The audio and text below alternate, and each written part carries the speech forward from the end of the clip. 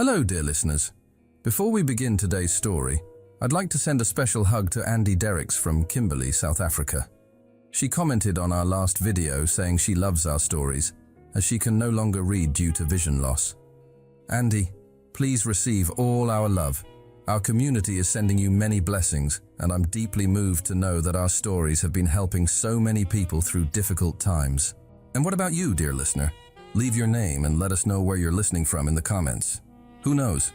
Maybe your name will be featured in the next video too. Now then, let's begin today's story. The first sound was a choked, watery sob transmitted through the fragile connection of a phone call. Ethan, I'm so sorry to call you this late. Jane Miller's voice was a fractured whisper, stripped of its usual bright efficiency. I know you're my boss, but could you come get me? I don't know who else to call. On the other end of the line, in the silent luxury of his penthouse, Ethan Prescott didn't hesitate. There was no annoyance in his voice, no hint of professional distance, only an immediate, calm authority. Where are you, Jane? I'm on my way. 15 minutes earlier, his world had been orderly. He had just dropped Jane on this very sidewalk, a rare personal gesture for his fiercely independent assistant.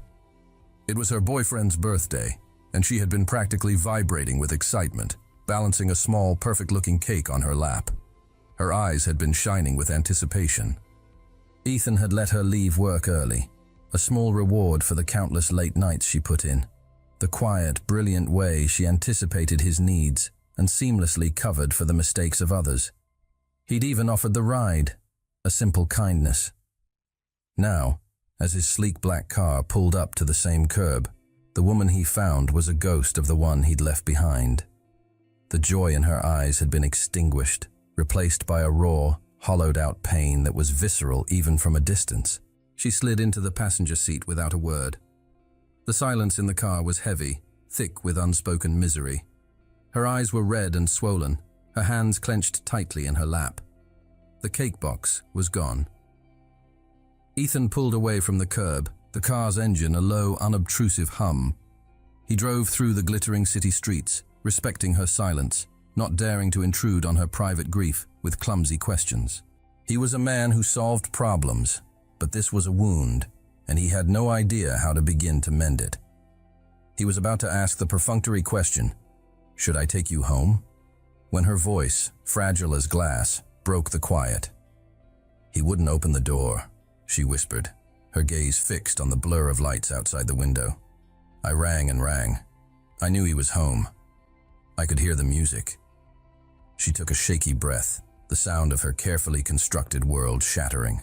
I went around to the side window, the one in the kitchen. I just wanted to see. I saw her. There was a woman in the kitchen. She was wearing his shirt. The confession landed in the silent car with the force of a physical blow. It was a simple statement, but it held a universe of betrayal. Ethan's hands tightened on the steering wheel, a surge of protective, white-hot anger rising in him on her behalf. An anger at the faceless man who had so carelessly broken this bright, dedicated woman. He said nothing, just continued driving until he pulled up in front of her modest apartment building. He put the car in park, the engine idling softly. The silence returned, but it was different now. It was charged, intimate. He finally turned to look at her. His usually professional, detached expression was gone, replaced by a deep, genuine empathy. His voice, when he spoke, was low and firm, a stark contrast to the storm of anger he felt inside. It was more than a boss speaking to an assistant. It was a man speaking to a woman, a human being seeing another's pain. "You deserve better, Jane." The words hung in the air between them, a simple, powerful truth. In the quiet intimacy of the car, surrounded by the sleeping city, a line had been crossed. The space was no longer defined by their roles, but by a sudden, undeniable current of electricity, a shared moment of vulnerability that changed everything. 30 minutes later, Jane was cocooned in the hollow comfort of her small apartment. The television was on, the forced laughter of a sitcom, a pathetic attempt to drown out the sound of her own ragged sobs. A half-eaten tub of ice cream was melting on the cushion beside her. a cliché she was too heartbroken to resist. She was adrift in a sea of misery, the words "she was wearing his shirt" playing on a cruel, endless loop in her mind.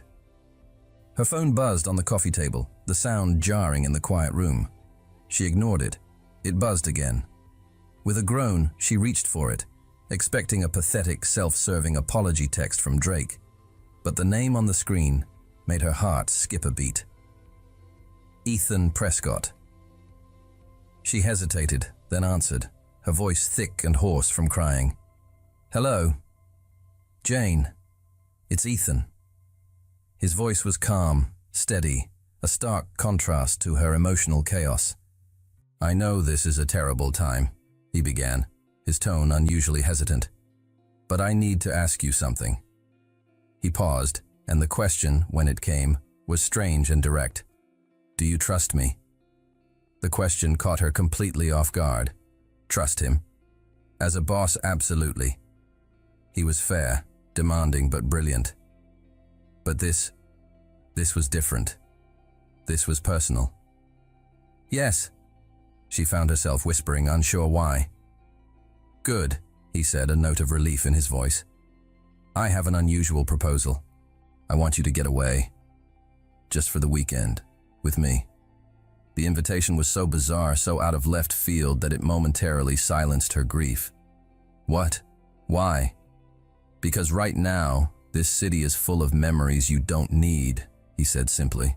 "And because I could use a break too." There was an urgency in his voice, a hint of his own burdens that suggested this wasn't just about her. It was a lifeline he was extending, perhaps to both of them. She was confused. She was heartbroken. But she was also adrift, with nothing to lose. The thought of staying in her apartment, drowning in memories of Drake, was unbearable. "Okay," she said, the single word a leap of faith into the unknown. "Pack a bag for a warm climate," was all he said before hanging up. An hour later, he was at her door. He didn't take her to the commercial airport. Instead, the sleek black car purred its way to a private hangar, where a small, elegant jet sat waiting on the tarmac, its engines humming softly. The sheer scale of his wealth, something she intellectually knew but had never truly witnessed, hit her with full force. During the flight, as the lights of the city receded below them, she finally found the courage to ask the question that had been burning in her mind. "Ethan, really? Why are you doing this?" He turned in his plush leather seat to face her, his expression serious. "Because, Jane," he said, his voice low and sincere. "For months, I've watched you work. You're brilliant, you're dedicated, and you're the only person in my entire orbit who doesn't seem to care that my last name is Prescott. You see the work, not the wealth." He paused, his gaze dropping for a moment.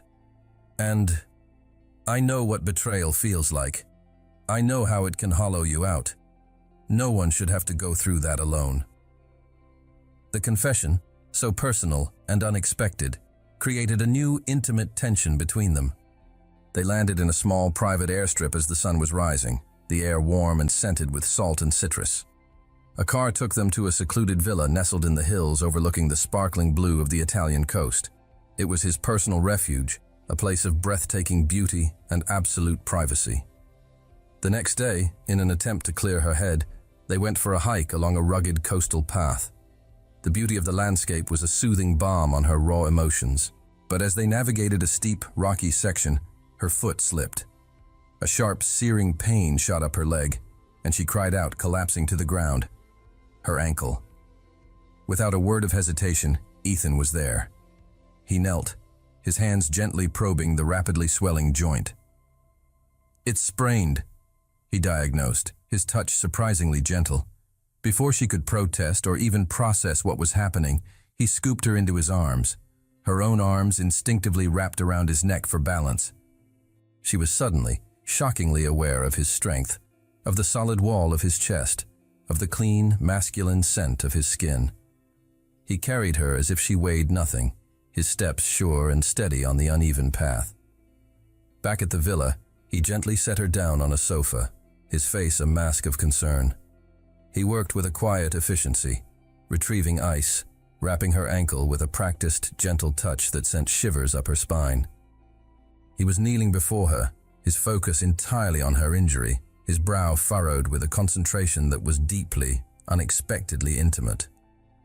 The proximity, the quiet care, the sheer physicality of him being so close made the air thick and hard to breathe.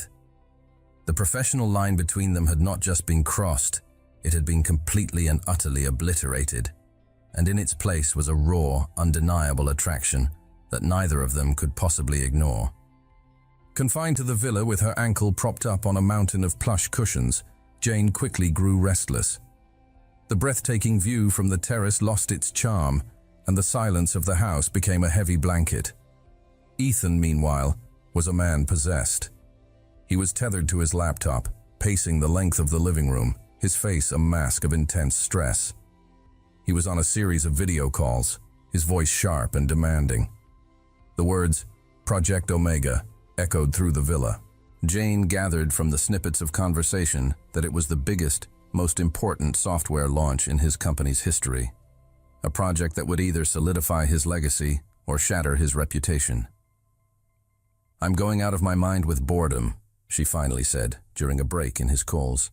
"Is there anything I can read?" "The library is upstairs," he said, his eyes still glued to his screen, his mind clearly a million miles away.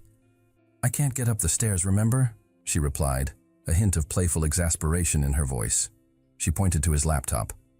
"What about those? The reports for Project Omega. Let me have a look. Maybe I can find a typo." He glanced at her, a flicker of amusement in his tired eyes. It was an absurd request.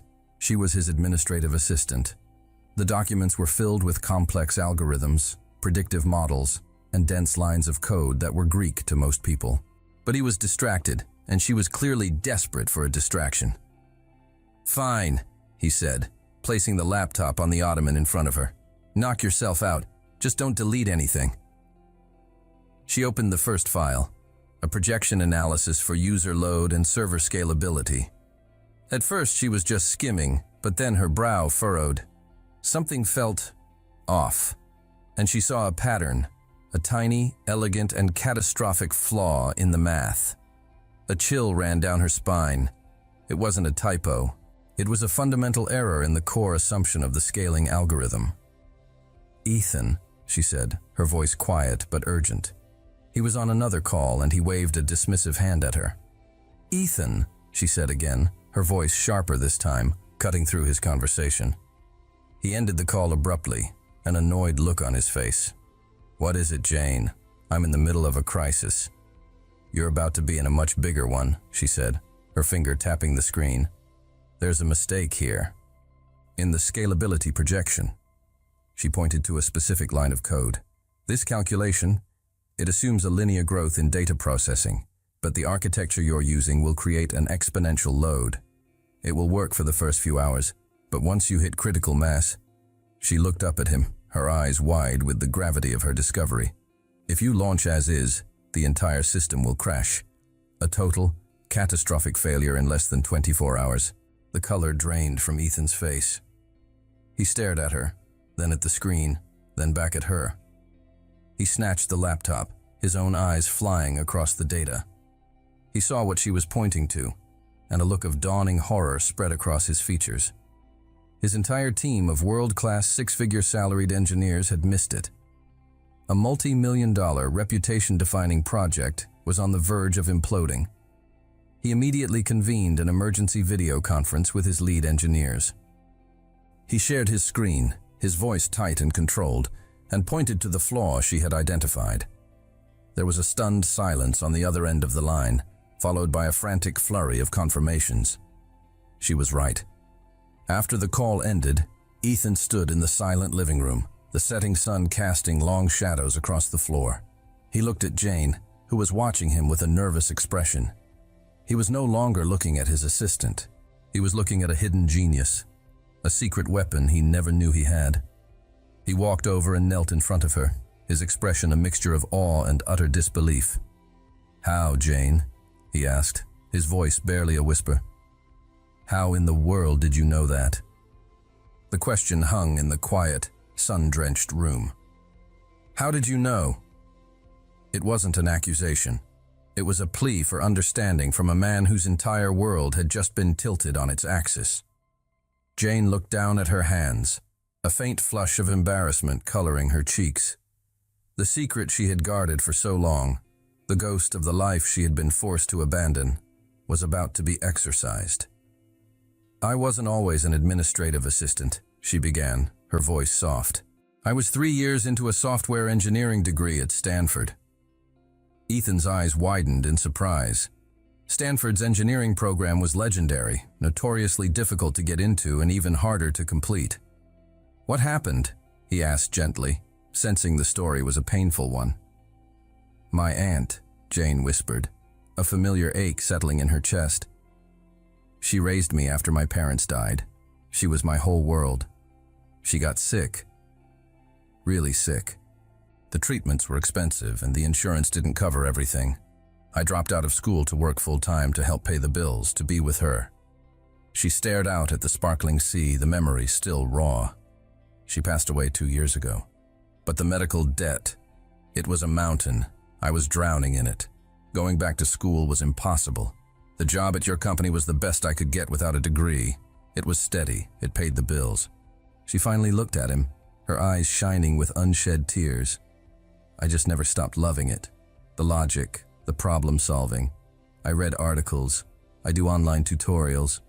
I try to keep up. It's the one part of that old life I couldn't let go of. Ethan listened, his expression unreadable, but his attention absolute. He was seeing her, truly seeing her for the first time. He saw the brilliant mind, the fierce loyalty, the quiet sacrifices she had made. He saw the incredible, untapped potential that had been buried under a mountain of bad luck and personal tragedy. A deep, profound sense of injustice stirred within him. He stood up and began to pace the room, a restless energy radiating from him. He stopped, his back to her, and looked out at the horizon. I'm going to pay off your debts, he said, his voice firm, decisive. All of them, and I'm going to fund the remainder of your degree, whatever it costs. Jane's heart leaped, but she immediately shook her head. Ethan, no, I can't let you do that. It's too much, it's charity. He turned to face her, a slow, determined smile spreading across his face. Then don't consider it charity, he said, walking back toward her. Consider it an investment. He knelt in front of her again, his gaze intense and sincere. Prescott Tech is making a strategic investment in its single most valuable asset. You. You saved Project Omega. You did something my entire team couldn't. You don't belong behind a desk scheduling my meetings, Jane. You belong in our lab, building the future. After a few hours, he opened the folder and took out a sheet of paper. He placed it on her lap. This is a contract, he said, his eyes twinkling. But not the kind you're thinking of. It's an advance on your future employment. It outlines a full scholarship, a debt settlement, and a senior engineering position at Prescott Tech, waiting for you the day you graduate. She stared at the folder, speechless. Her hands trembled as she opened it. It was all there, in black and white. A future she thought had been stolen from her, handed back to her not as a gift, but as something she had earned. He wasn't saving her. He was recognizing her. He was betting on her. I don't know what to say, she whispered, her voice choked with emotion. Say you'll accept, he said softly. Say you'll let me invest in you. How could she possibly refuse? It was more than money. It was a career.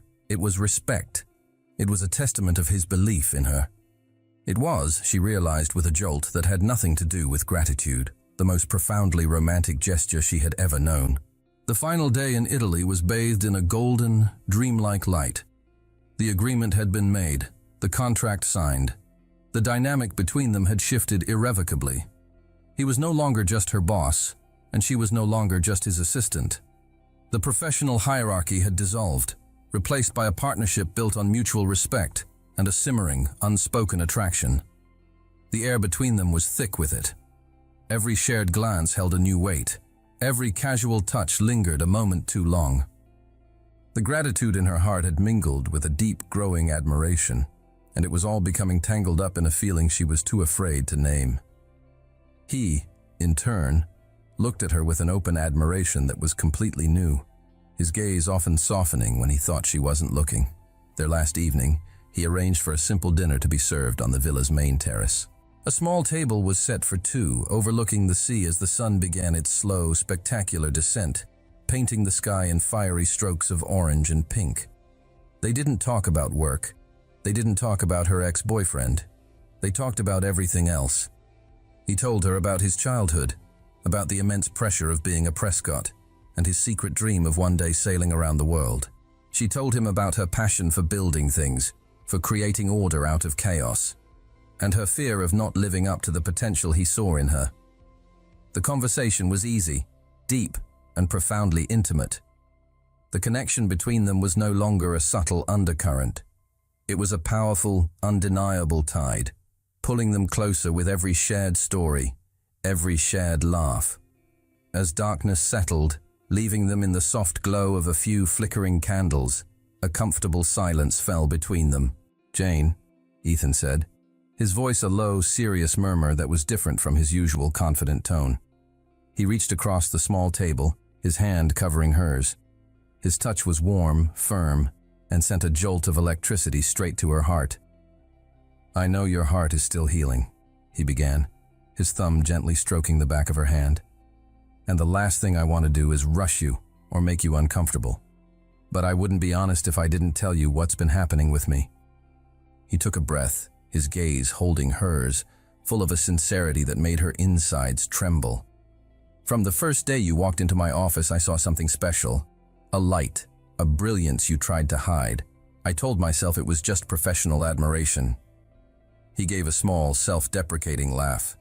"I was lying to myself. This weekend, seeing your strength, your resilience, your genius, it just confirmed what my heart has known for a long time." He leaned forward, his voice dropping to a near whisper. "I'm falling for you, Jane. I think I have been for a very long time." His confession was simple, direct, and utterly breathtaking. This time, when he leaned in to kiss her, she didn't pull away. She didn't even hesitate. She met him halfway. The kiss was everything they had been repressing for months. It was tender with unspoken admiration, passionate with pent-up longing, and deeply comforting with a sense of rightness, of coming home. It was a kiss that tasted of expensive wine, salt air, and the promise of a new beginning. When it finally ended, they didn't pull apart.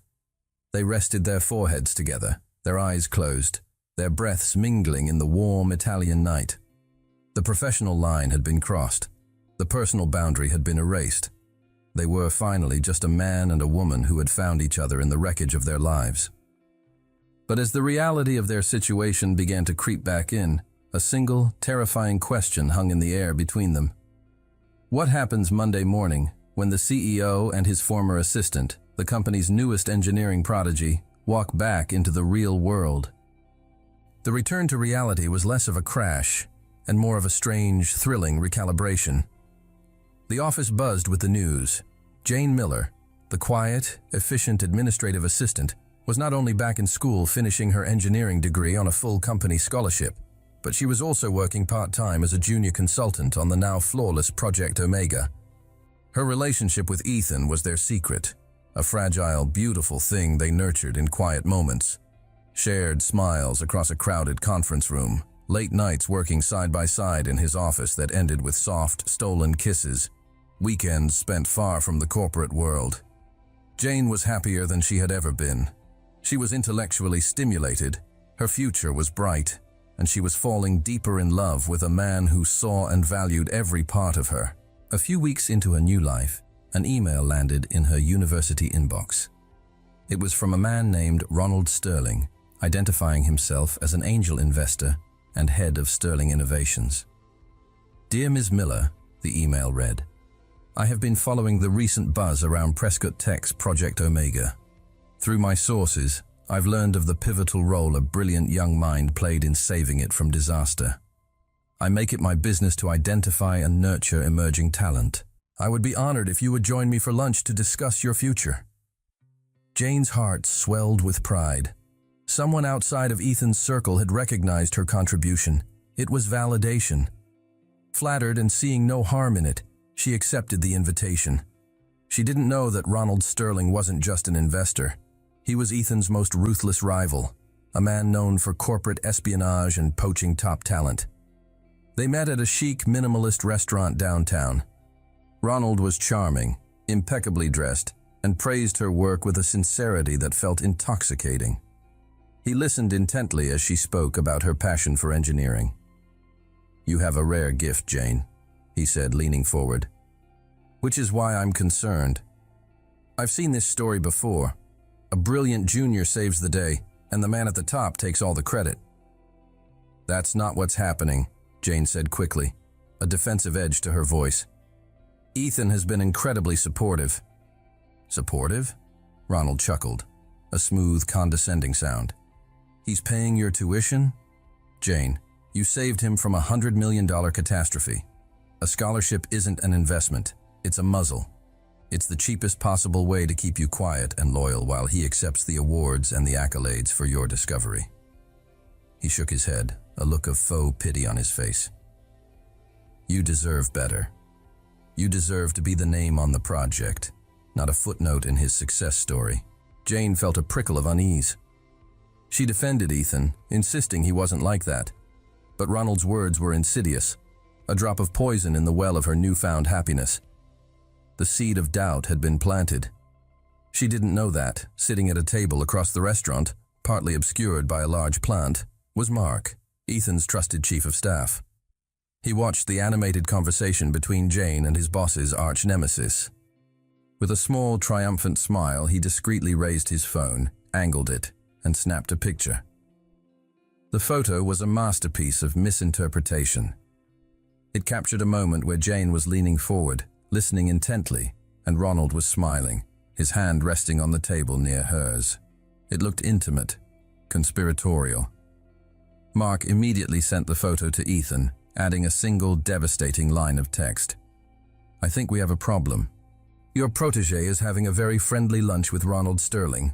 The image on Ethan's phone screen was a punch to the gut. Jane, Ronald Sterling, leaning in close, smiling. The context didn't matter. The visual was a betrayal in itself. All his old demons, the ghosts of past betrayals by people who only wanted his name or his money, rose up with a vengeance. The trust he had so carefully, so tentatively placed in her felt like it was shattering. And behind it all was the insidious whisper of Mark's feigned concern.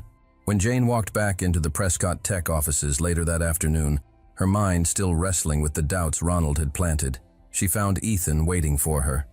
He wasn't in his office. He was standing in the middle of the open-plan workspace, his posture rigid, his face a cold, unreadable mask. "My office. Now," he said, his voice devoid of all warmth. It was the voice of her CEO, not the man who had kissed her under the Italian stars. A knot of dread tightened in her stomach. She followed him into the glass-walled office, and he shut the door behind them, the quiet click echoing the sudden closing of his heart. He didn't yell. He didn't raise his voice. What he did was infinitely worse. He was cold, clinical, and dripping with a disappointment that felt like acid. He held up his phone, displaying the picture Mark had sent. "Explain this, Jane." She stared at the photo, her mind struggling to process the implication. I had lunch with an investor. Ronald Sterling. He reached out to me. He said he was impressed with my work." "Your work?" Ethan interrupted, a bitter, humorless laugh escaping his lips. "Or my work? Did he want to talk about your future, Jane? Is that what this was about?" He was parroting the poison Mark had been feeding him for weeks. "He was just offering advice," she stammered, feeling defensive, cornered. "Advice?" Ethan's voice was dangerously low. "Or an offer? Did he offer you more, Jane? A bigger check? A title? Is that what this is? After everything I've done for you, after I gave you a future, you were sitting there smiling, selling yourself to my biggest rival." The accusation, so baseless and cruel, struck her like a physical blow. He wasn't just questioning her loyalty. He was questioning her very character.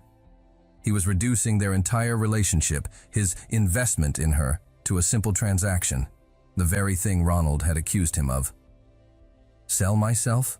she whispered, her voice trembling. The hurt was so profound it felt like a physical wound.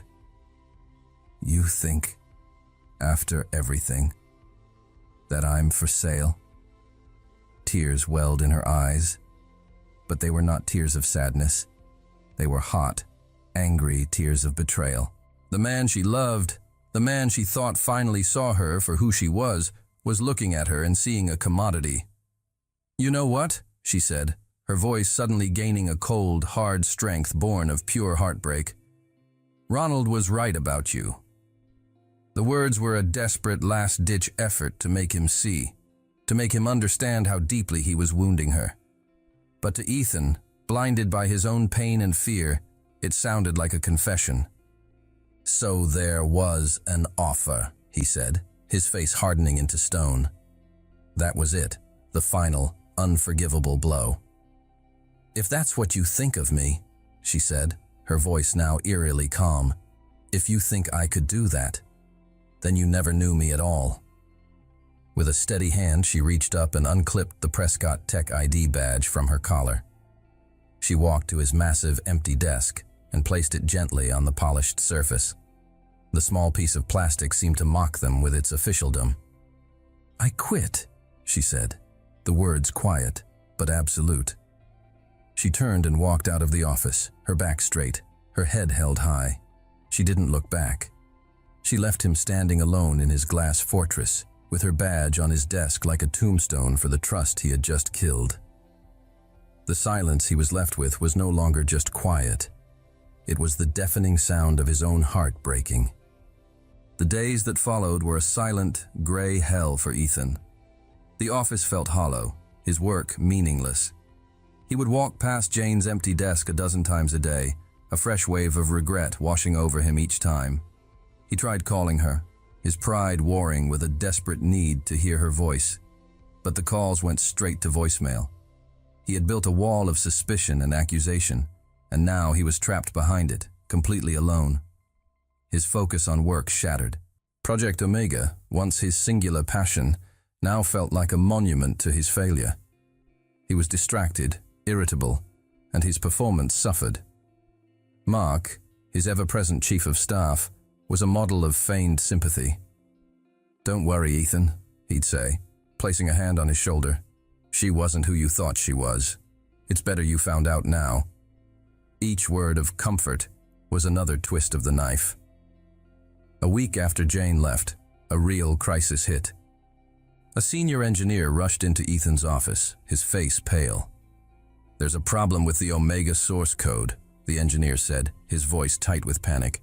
"A critical data file has been corrupted. It's the final build for the launch next week.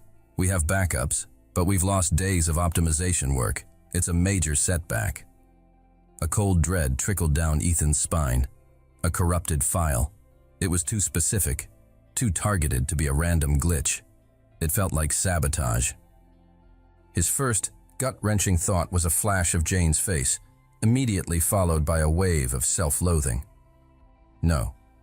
He couldn't let his mind go there again. "I want a full diagnostic," Ethan commanded, his voice sharp, the CEO in him taking over. "I want to know who accessed that file, from where and when. Get our cybersecurity team on it, now."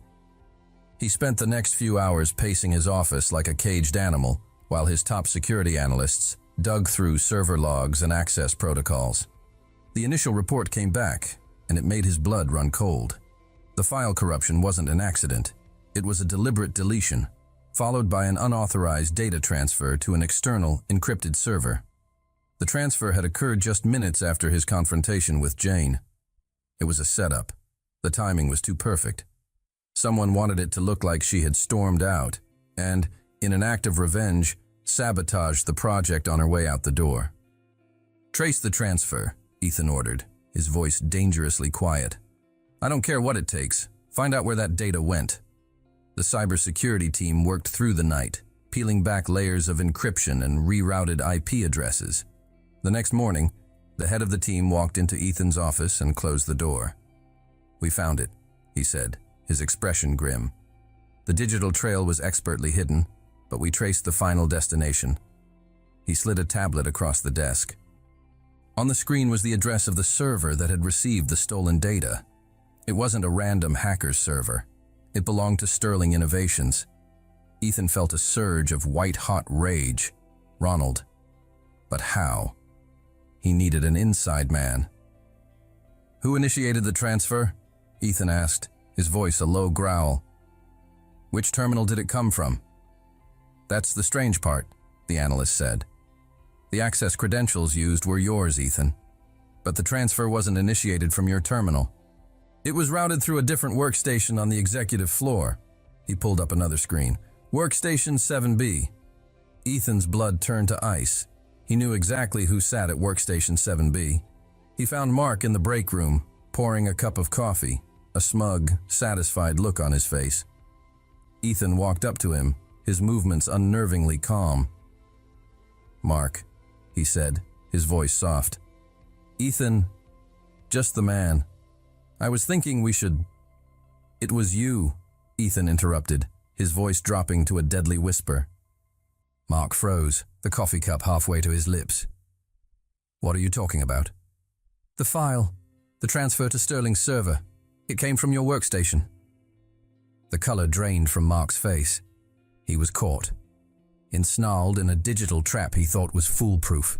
He started to stammer, to deny, but the look in Ethan's eyes, a look of cold, absolute fury, silenced him. Cornered and exposed, Mark confessed everything. He had been on Ronald's payroll for months, feeding him information, waiting for the right moment to sabotage Project Omega from the inside. Jane discovering the original flaw had been an unforeseen complication. She had become a threat. The plan to frame her was Ronald's idea, a brilliant, cruel way to neutralize the threat she posed, shatter Ethan's morale, and clear the path for Sterling Innovations to dominate the market. The truth was a physical blow. It knocked the air from Ethan's lungs. He hadn't just been wrong about Jane. He had been a pawn. He had been manipulated into becoming the weapon used against the one person he loved, accusing her of the very betrayal that was being perpetrated by the man standing right next to him. He had hurt her. He had broken her trust. And he had done it all while she was being set up as the scapegoat for a crime she had in fact prevented. The depth of his failure was absolute. And now, she was gone. Months passed. For Ethan, they were a blur of damage control, legal battles, and a deep, gnawing emptiness. He fired Mark, sued Ronald for corporate espionage, and managed to launch Project Omega successfully. But the victory felt hollow. Every accolade, every glowing press mention, was a bitter reminder of the woman who should have been by his side, sharing the triumph. He had her scholarship money transferred to an untouchable trust, but he knew it was a hollow gesture. He had broken something far more valuable than a contract. For Jane, those same months were a period of painful, transformative rebirth. The first few weeks after she left were a haze of heartbreak and disillusionment. She had retreated to her small apartment, the silence a constant reminder of her loss.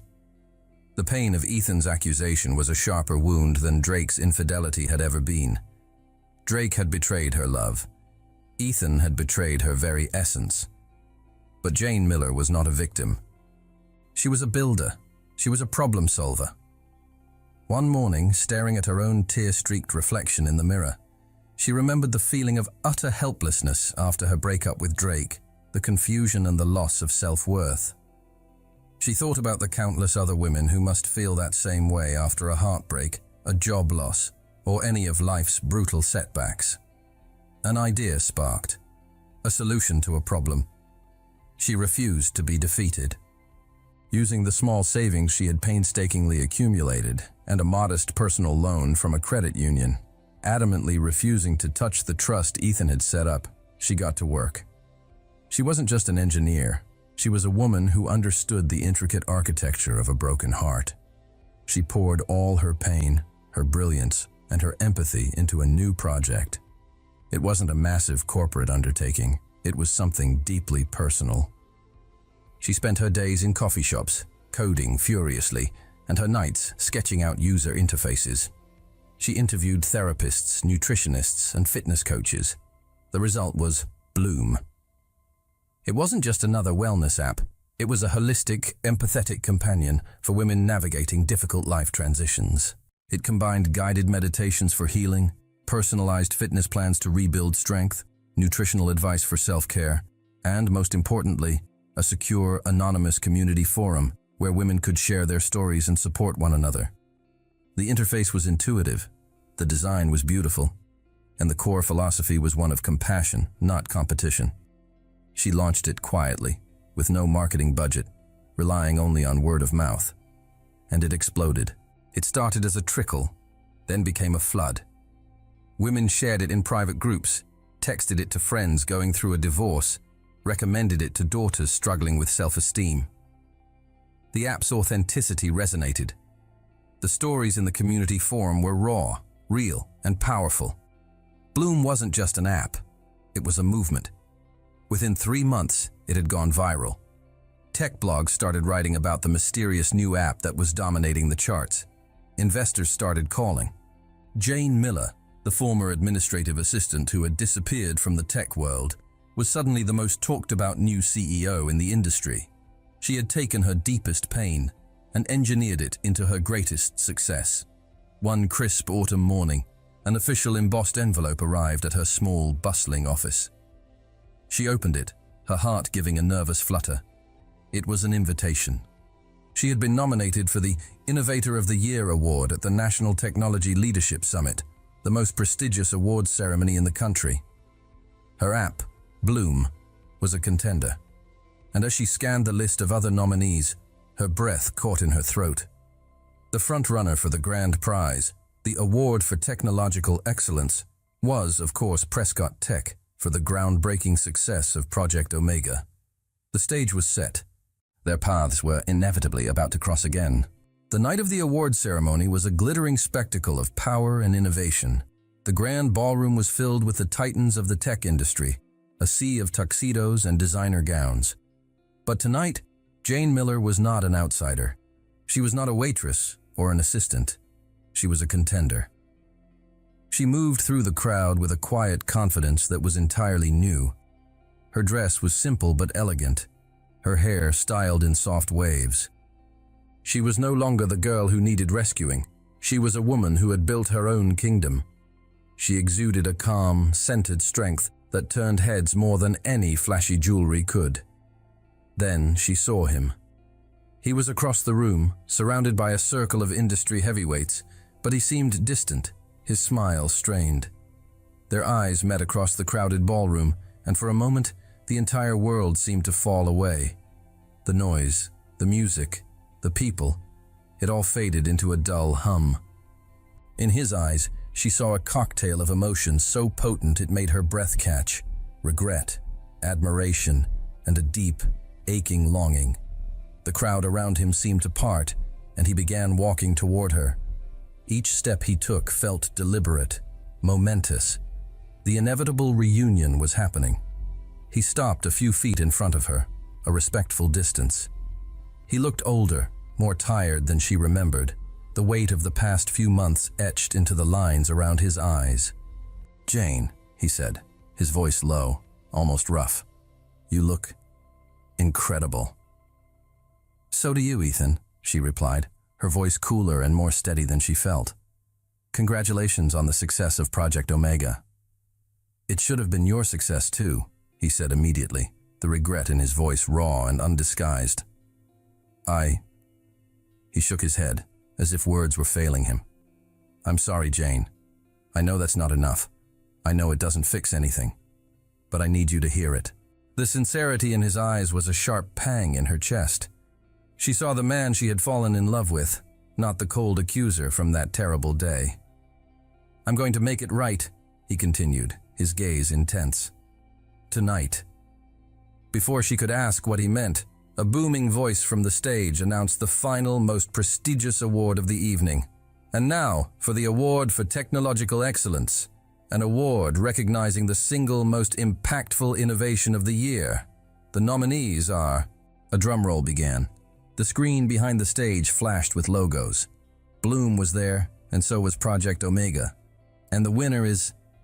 The presenter opened the envelope. Prescott Tech for Project Omega. A wave of applause swept through the ballroom. Ethan didn't move. He just stood there, looking at Jane, his expression pained. A colleague patted him on the back, urging him toward the stage. With a final, meaningful look at her, he turned and walked toward the podium, the golden trophy waiting for him. He stepped up to the microphone, the heavy award in his hands. The spotlight was on him. The world was watching. He looked out at the vast, expectant crowd, his gaze sweeping over the faces until it found hers and held it. He took a deep breath, ready to begin the speech that would define his victory. The spotlight was blinding, the applause a deafening roar in Ethan's ears. He stood at the podium, the heavy, cold weight of the trophy in his hands, a stark contrast to the burning turmoil in his chest. This was the pinnacle of his professional life, the culmination of years of work, the ultimate validation, and it felt completely, utterly hollow. He looked out at the sea of faces, but the only person he truly saw was Jane. She was standing near the back of the room, her expression a mixture of pride, pain, and guarded curiosity. This moment, he realized, wasn't about his victory. It was about his redemption. He cleared his throat, and the room fell into a hushed, expectant silence. "Thank you," he began, his voice steady, amplified throughout the grand ballroom. "Thank you to the committee, to my incredible team, and to everyone who believed in Project Omega." He paused, his gaze fixed on Jane. "But I cannot accept this award." A shocked murmur rippled through the audience. People shifted in their seats, whispering to their neighbors. On the stage, the presenters exchanged confused glances. Ethan ignored them. He leaned closer to the microphone, his voice dropping but gaining an intensity that commanded the attention of every person in the room. "A few months ago," he continued, "Project Omega was on the verge of a catastrophic failure. A flaw buried deep in its code, a mistake worth hundreds of millions of dollars, was missed by my entire team of senior engineers. The project, and my company's reputation, was about to be destroyed." He let the confession hang in the air, the admission of fallibility, stunning the corporate world. It wasn't saved by a team of experts or a high-priced consultant. It was saved by one person, a brilliant, intuitive engineer who saw what no one else could. He took a deep breath, the hardest part of his confession yet to come. This same person was then targeted in a vicious act of corporate espionage, orchestrated by my rival, Ronald Sterling, and carried out by my own chief of staff, Markinson Bell. He named them, publicly. The gasps in the room were audible now. He was not just admitting a weakness, he was declaring war. They conspired to sabotage this project and to frame this brilliant young woman as a traitor. "And I," he said, his voice cracking with a raw, self-recriminating pain, "in my own fear and arrogance, blinded by my own past, I fell for it. I accused an innocent person, the very person who had saved me, of the worst kind of betrayal." His eyes, glistening under the hot stage lights, found Jane's again. The entire audience seemed to turn with him, their gaze following his. "The success of Project Omega, the reason I am standing on this stage tonight, is due to one person and one person alone," he declared, his voice ringing with absolute conviction. "The true genius behind this project is not me. The true innovator is not me." He lifted the heavy golden trophy, the symbol of his supposed triumph. "This award," he said, his voice thick with emotion, "belongs to its rightful owner. It belongs to Jane Miller." He didn't wait for the applause or the reaction. He stepped down from the podium, leaving a stunned and silent audience in his wake, and began to walk through the crowd. He walked with a singular purpose, his eyes never leaving her, the heavy trophy extended in his hands like an offering. The cameras, the reporters, the entire tech world, they all turned to focus on her. He was not just giving her an award. He was giving her the credit, the truth, and his public, unconditional apology. He stopped in front of her, the space between them electric, the golden trophy a bridge between his world of regret and her world of newfound strength. For a heart-stopping moment, Jane was frozen, the weight of 1,000 pairs of eyes on her. The golden trophy, offered like a penitent's plea, gleamed under the ballroom lights. Her mind was a whirlwind of shock, vindication, and a pain so deep she had forgotten its shape. Then her instincts took over. With a quiet grace that belied the storm inside her, she reached out and took the award from his hands. Her fingers brushed against his, and a jolt of the old, familiar electricity passed between them. She gave a small, dignified nod to the stunned audience, a silent acceptance not of his apology, but of the truth he had finally spoken. The ballroom erupted into a thunderous, sustained applause, this time entirely for her. In the ensuing chaos, as people rose to their feet, Ethan gently took her elbow. "Come with me," he murmured, his voice for her ears only. He guided her away from the flashing cameras and the clamoring reporters, leading her through a side door and into the quiet, dimly lit labyrinth of the backstage area. They found themselves alone in a small, empty dressing room, the roar of the crowd a distant, muffled sound. The silence between them was vast, filled with months of pain, misunderstanding, and unspoken longing. She placed the heavy award on a nearby table, the metallic clink unnaturally loud in the quiet room. "Why?" she asked, her voice a trembling whisper. "Why would you do that, Ethan? You could have destroyed your own reputation." "Because my reputation is worthless if it's built on a lie," he answered immediately, his voice raw with an honesty that stripped him bare. "Because the truth matters. You matter." He took a hesitant step closer, his eyes pleading with her to understand. "I was wrong, Jane. So profoundly, devastatingly wrong. I let my own past, my own fears, twist me into a person I don't recognize. I doubted you, the one person in my life who has been nothing but loyal and true, and I will spend the rest of my life regretting it." The apology was simple, absolute, and completely without excuse. It was everything she needed to hear.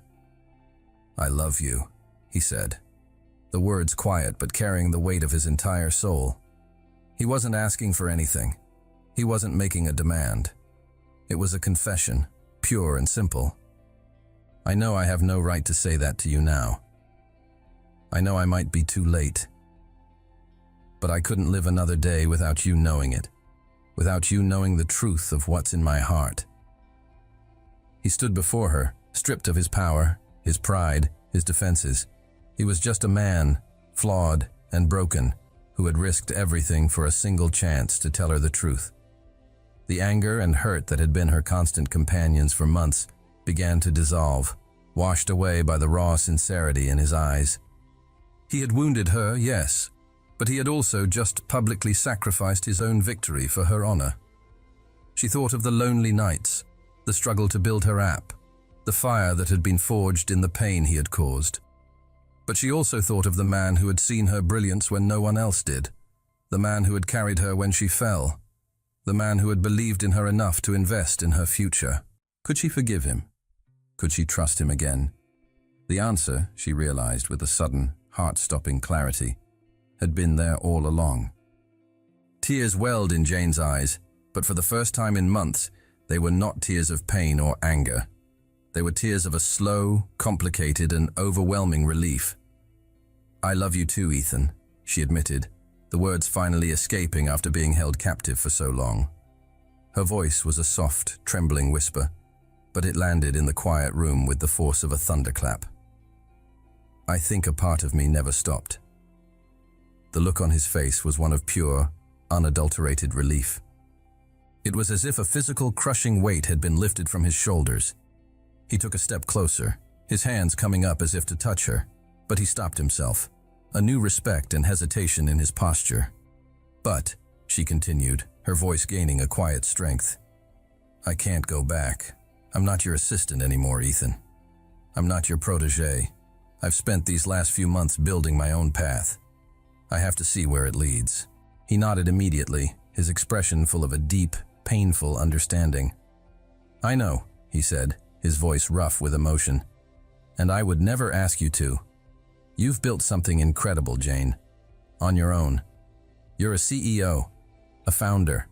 You're my equal in every way." The acknowledgement, the validation of her own success coming from him, was more powerful than any apology. "That's why," he said, a new, nervous energy entering his voice, "I'm not here to offer you your old job back. I'm here to offer you a merger." The word hung in the air, completely unexpected. "A merger?" she repeated, confused. "Not in the traditional sense," he clarified quickly. "I don't want to absorb Bloom. I want to empower it. I'm proposing a partnership. Prescott Tech will acquire a minority stake in your company, providing the capital and infrastructure to scale Bloom globally, overnight. But you," he said, pointing at her, his eyes blazing with an intensity she hadn't seen since Italy, "remain the CEO. You retain full creative control. You run your company. You call the shots." He took a final step, closing the distance between them. He gently took her hands in his touch sending a familiar welcome warmth through her. "I don't want to save you, Jane," he said, his voice low and sincere. "I don't want to be your boss. I want to build an empire with you, as partners. In business, and if you'll have me, in life." She stared at him, speechless. It was the most audacious, respectful, and breathtaking proposal she could have ever imagined. He wasn't trying to put her back in a box, even a gilded one. He was offering her a bigger stage, a louder microphone, and his unwavering support to help her amplify her own voice. He didn't want to own her success. He wanted to champion it. It was everything she had ever wanted: to be seen, to be valued, to be respected as an equal. To have a partner who didn't just love her, but who fundamentally believed in her. A slow, brilliant smile spread across her face. "Mr. Prescott," she said, a playful, familiar light returning to her eyes. "I believe we have a deal." 6 months later, the tech world was still buzzing. The merger of Prescott Tech and Bloom was the story of the year, a masterclass in modern partnership. It wasn't a hostile takeover or a quiet absorption. It was a true collaboration. With the full force of Prescott Tech's resources behind it, Bloom expanded globally at an explosive rate, helping millions of women and becoming a household name. And at the helm of it all were the industry's new power couple, Ethan Prescott and Jane Miller. Jane's new office was a testament to her journey. It was a spacious, light-filled corner office on the top floor of the newly christened Bloom Tower, a building Ethan had insisted her company have to itself. The walls were covered not with corporate art, but with her own charcoal sketches and motivational prints. It was a space that was both professional and deeply personal, a reflection of the company she had built. The door opened without a knock, a familiar, comfortable habit. Ethan walked in, a slight smile on his face, holding 2 coffee mugs. He placed one on her desk, black, just how she liked it. It was a small ritual they had, a quiet nod to the old days that now felt a lifetime away. "You look like you're plotting world domination," he said, leaning against the edge of her desk. "Just the wellness sector," she replied with a grin, not looking up from the tablet she was sketching on. "For now." Their dynamic was a beautiful, intricate dance. They were partners in every sense of the word. In the boardroom, they were a formidable team, challenging each other, pushing each other to be better, their combined vision driving both companies to new heights. In private, they were just Ethan and Jane, leaving the weight of their empires at the door, finding solace and laughter in the quiet moments. He watched her for a moment, a look of profound admiration on his face. "You have a meeting," he said finally. She looked up, confused. "I don't. My calendar is clear for the next hour." "It's a new meeting," he said, a mischievous glint in his eye. "A top priority investment proposal, and the investors are waiting." Intrigued, she followed him out of her office. He didn't lead her to a conference room. Instead, he led her to the private elevator, taking it all the way to the roof. When the doors opened, she gasped. The rooftop terrace, which was usually a stark, empty space, had been completely transformed. Strings of fairy lights were woven through the trellises. Hundreds of candles flickered in the twilight, and the air was filled with the soft scent of roses and jasmine. In the center of it all, a single table was set for two. There was no one else there. "Ethan, what is all this?" she asked, laughing, completely taken by surprise. He took her hand, his expression turning serious, his eyes full of a deep, nervous sincerity. "It's a proposal," he said, his voice soft. "The most important one of my life." The city lights glittered below them like a carpet of fallen stars, but Jane only had eyes for Ethan. The man who had once been her intimidating boss, then her unexpected savior, and finally her fierce champion, now stood before her, his heart completely bare. "Jane Miller," he began, his voice a low, earnest murmur against the quiet hum of the city. He didn't let go of her hand. "I've offered you a job. I've offered you an investment. I've offered you a merger." A soft smile played on her lips as she remembered the whirlwind of their journey. "I gave you a scholarship and a title," he continued, a flicker of the old pain in his eyes. "I gave you a thoughtless, stupid accusation and a world of doubt when you deserved nothing but my absolute trust. But you, in return, you gave me your forgiveness. You taught me how to trust again. You became my partner in every sense of the word. And you made my world whole." He took a deep breath, his gaze so full of love it made her heart ache. Then, to her utter astonishment, he slowly got down on one knee. He pulled a small velvet box from his pocket. He opened it, and inside, nestled on a bed of dark silk, was a ring. It wasn't a massive, ostentatious diamond meant to signal wealth. It was an elegant, custom-designed piece, a band of platinum that twisted and flowed like a line of code, culminating in a single brilliant, clear diamond. It was a perfect fusion of art and logic. It was them. "So now," he said, his voice thick with emotion as he looked up at her, "I want to offer you one last contract. The final one. It has no exit clauses, no stipulations, only a single binding promise. I promise to spend the rest of my life proving to you what I told you on that first terrible night, that you deserve better, that you deserve everything. You deserve a partner who will champion your brilliance, a love that is unconditional, and a lifetime of happiness.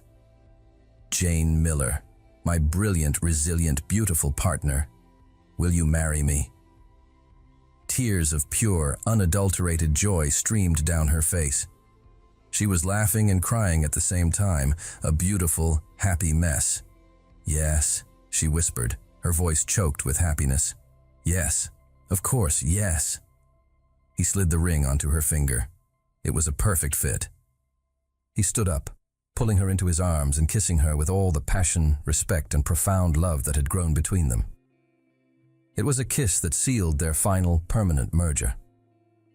They had started as a boss and an assistant, a relationship defined by hierarchy and professional distance. They had navigated betrayal, heartbreak, and doubt. But they had emerged not just as equals, but as two halves of a stronger whole. They were the king and queen of their own, shared empire, one built not on the cold, hard logic of business, but on the resilient, unbreakable foundation of trust, forgiveness, and a love that had proven strong enough to fix anything.